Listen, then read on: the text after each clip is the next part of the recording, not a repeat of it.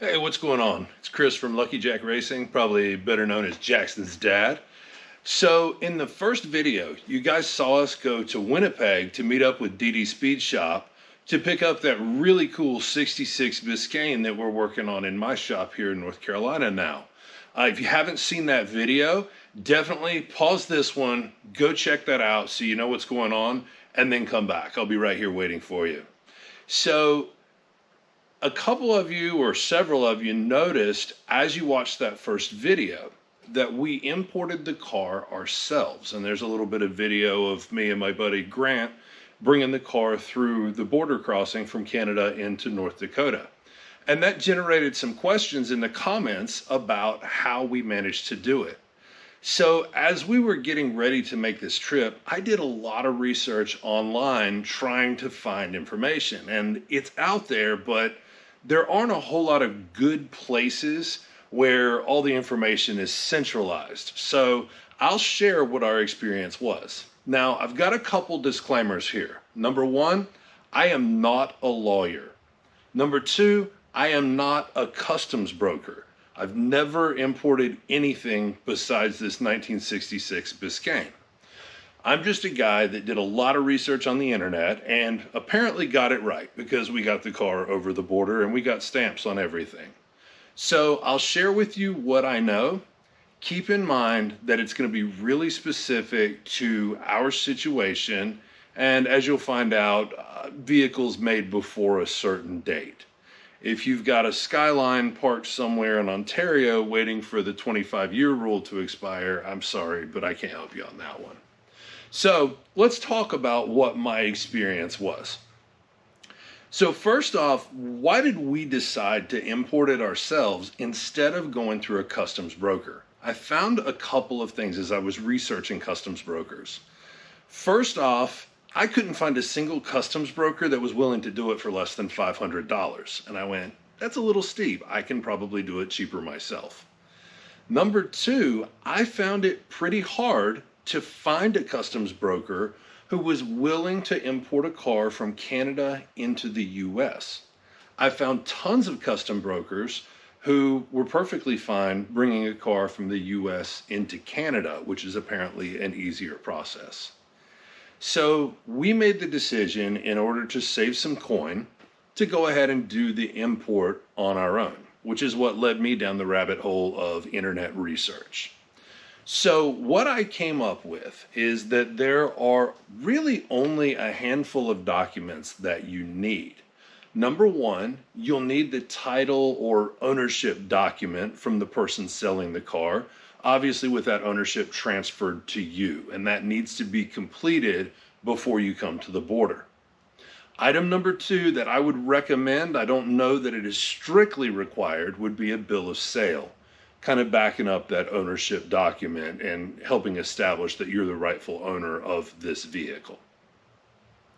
So that brings us to really the three federal documents that you're going to need to bring the vehicle in. And this is where that disclaimer from the beginning comes in. One of those documents is an EPA form. It's EPA form 3520-1. Super exciting because it's the federal government.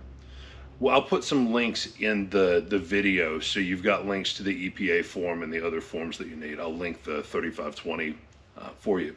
But EPA form 3520-1 basically is a form that declares a vehicle's conformance to EPA emissions standards. And this is where our unique situation kind of came into play. The EPA says that any vehicle manufactured before January 1st of 1968 is excluded from the emissions standards. Reason being, the Clean Air Act wasn't passed until 1968. So if you've got a 1967 model year or earlier that was manufactured before the end of 67, based on my research, you should be okay. The Biscayne fell into the exempt category. So you'll need to complete the EPA paperwork declaring, whatever the category is. In our case, it was an exempt vehicle. The next federal form that you're going to need is from the DOT. It is the DOT HS7. That form declares that the vehicle complies with applicable federal motor vehicle safety standards. Again, because of the age of the Biscayne, it did not have to comply with a particular motor vehicle safety standard because those were finalized at a later point, and I don't have the exact date in front of me right now. But safe to say the Biscayne was exempt from both the DOT and the EPA requirements, which made the import pretty easy. That brings us to the final piece of it, and that is going to be USDA Compliance, or U.S. Department of Agriculture. So the Department of Agriculture is really not a fan of any foreign pests, bugs and things like that, hitching a ride on a vehicle coming into the United States. You could look up the lanternfly as an example. It's apparently a big thing on the East Coast right now. It's an invasive species, so they're trying to keep those out. And the USDA compliance really says that the vehicle's undercarriage must be free of foreign soil. Now, if you're bringing in a pristine grandpa machine, kind of like the 66 Biscayne that you guys are all familiar with, then it's really not something you probably will have to worry about. I would give it a glance up underneath. The Biscayne is actually surprisingly clean on the underside.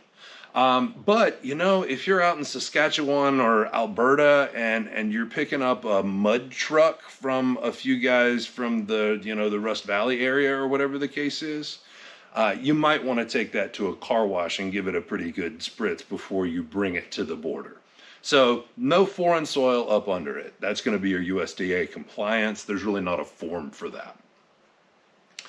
So that brings us to the actual import of the vehicle. So as you saw in the video, my buddy Grant, who, as luck had it, happens to live in Winnipeg, Grant brought his truck. He met us at U-Haul where we grabbed that rental trailer and we hauled it to the border. We crossed the border at Pembina, North Dakota, at the border of, obviously, North Dakota and Manitoba. So I can only speak to the experience I had at the Pembina border crossing. I don't think it'll vary much from the other border crossings, but I've only done this once. So again, I have no idea. But as you cross, you just tell them that you have a vehicle you're importing. They directed us to a side parking area, and I had to go inside. Candidly, it took longer sitting in the waiting room, waiting for a Customs and Border Patrol agent to call my name and call me up, than it actually did to import the car. Again, that may vary from crossing to crossing. So the final federal form that you need, we've talked about the EPA form and the DOT form, as well as your ownership documents. The final federal form that you need is a customs declaration. So it's a Customs and Border Protection form that you'll need to fill out, declaring the value of the vehicle, where it's being imported from, where it's being exported to, etc.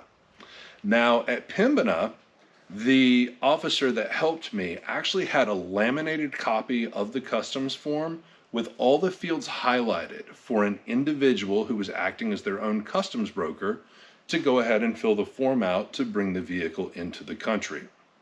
So this is something they're pretty familiar with. I literally went through, filled in the highlighted forms. He came back, entered the information into the system, and then he stamped it with the released stamp. It says Customs and Border Protection released with today's date. He went ahead and stamped all of my documents for me, so I have a stamp on the EPA form, the DOT form, and the customs declaration.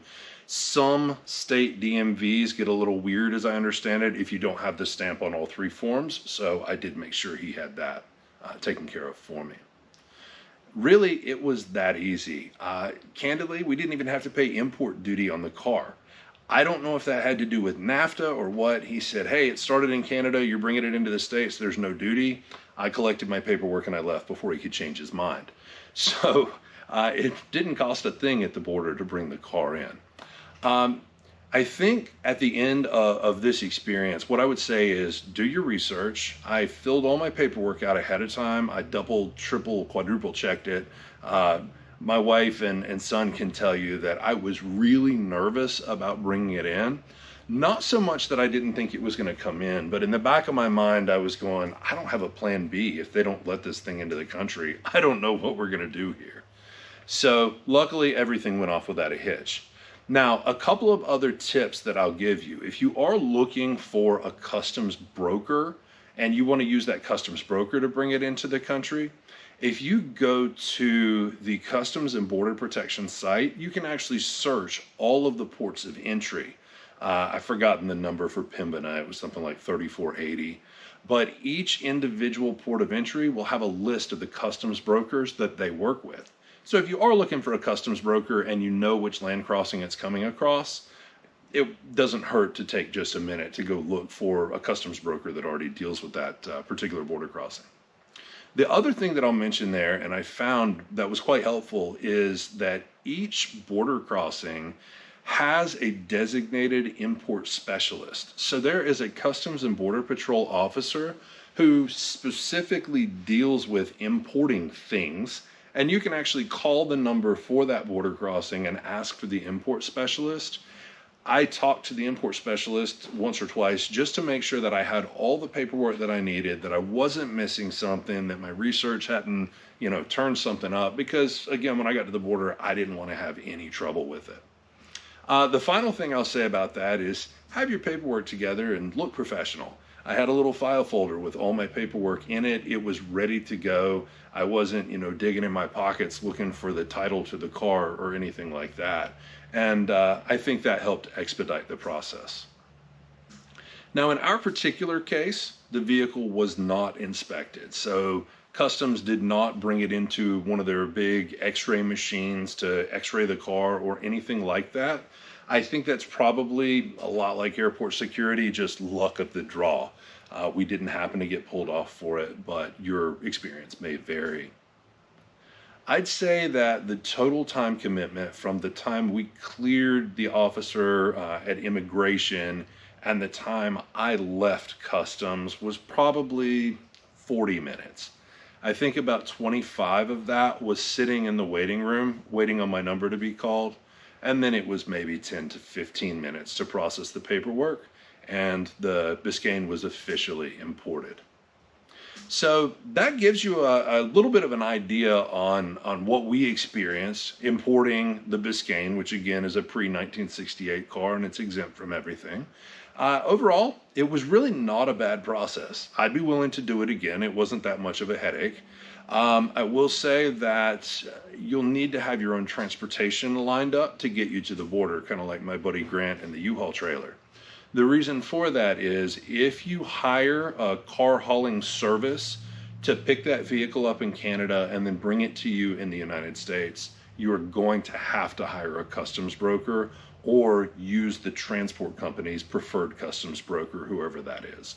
That way, when the driver gets to the border, the customs broker has already filed all of the paperwork and they can just clear the vehicle into the U.S. So if you're going to do it yourself, it's really easy. It's just a handful of forms, a little bit of research, and just make sure the I's are dotted, the T's are crossed. With that, I think that covers about everything that we experienced in the import process with Bisquick. And, happy importing if you decide to go that route. If you like this, don't forget to like, subscribe, and share. I believe that link is right down here. Is that right, Jackson? Yeah, he's the cameraman today. Normally I'm back there. So like, subscribe, and share. If you like the channel, be sure to tell your friends. So with that, I think we're going to get back to some car-related content pretty soon. Thanks for watching. Take it easy.